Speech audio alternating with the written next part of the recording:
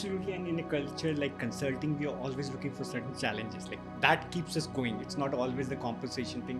As long as we keep on growing, getting some challenges, being thrown under the fire at times as well, and that helps us to keep engaged. So now Absolutely. that's great. Now coming to some of the recent phenomena, like the Gen Z professionals.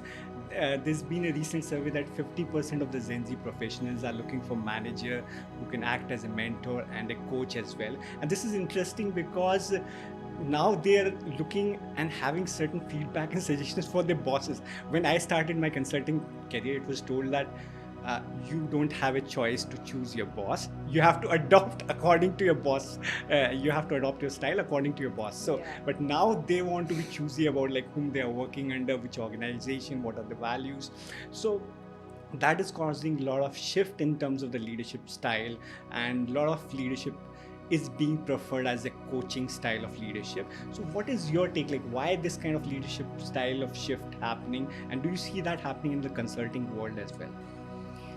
Absolutely. See, I think it's the language that today what the corporates are talking. Hmm. If you really see, I mean, there's so much now talks around mental health, mental Mhm. well-being. Hmm. It's the holistic Hmm. well-being that we talk about, Hmm. right? I mean, it was unheard of Yeah, when yeah, we started our absolutely. career, right? What is mental well-being, and Hmm. counseling Hmm. and stuff like that.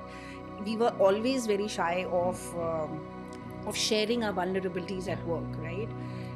I think the very good part about this generation is that they are not shy about that. I think to a great extent, they wear their this on their sleeves, that okay, this is what I am, and Yeah. they wear their identity on the sleeves, right?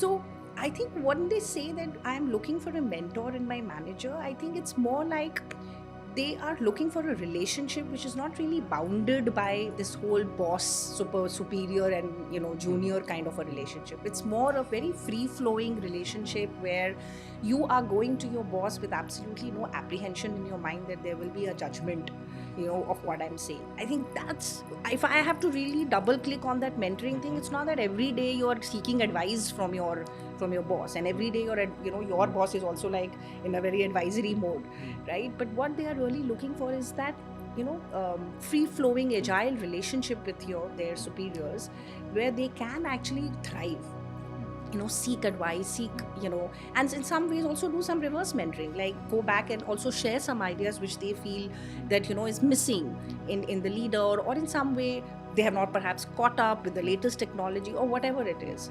So I think the Gen Z is in that space where True. they are not really looking for this hierarchy. They are Yeah, more looking for that's that awesome. equal True. relationship when it comes to sharing, when it comes to seeking, not really equal that okay, now I mean, you're not my boss and you also listen to me. I'm not talking about that. I'm talking about that emotion behind your relationship with your boss.